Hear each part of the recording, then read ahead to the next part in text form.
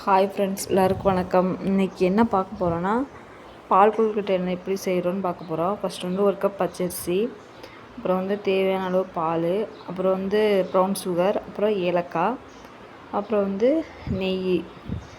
இப்போது வந்து மாவு வந்து நல்லா சப்பாத்தி மாவு மாதிரி பிணைச்சிக்கணும். அப்புறம் வந்து சின்ன சின்ன பால்ஸாக உருட்டிக்கலாம், இல்லை நீளம் இல்லாமல் உருட்டிக்கலாம். அப்புறம் வந்து இப்போ 2 கப்பு வாட்ரு வந்து கொதிக்க வச்சுக்கோங்க.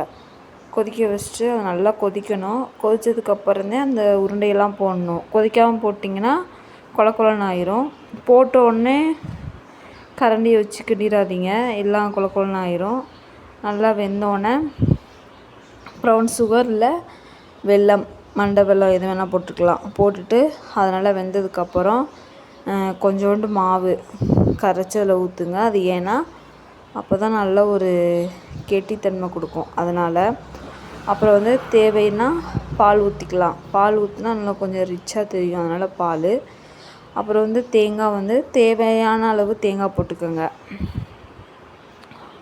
கொஞ்சமாக தேங்காய் போட்டுக்கோங்க, இல்லைன்னா தேங்காய் பால் ஊற்றிக்கோங்க, ரெண்டுமே நல்லாயிருக்கும். அப்புறம் வந்து கீ ஊற்றிக்கோங்க.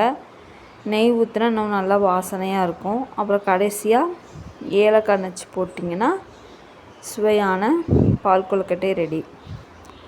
இது உண்மையாகவே டேஸ்ட்டாக இருக்கும். எல்லோரும் ட்ரை பண்ணி பாருங்கள்.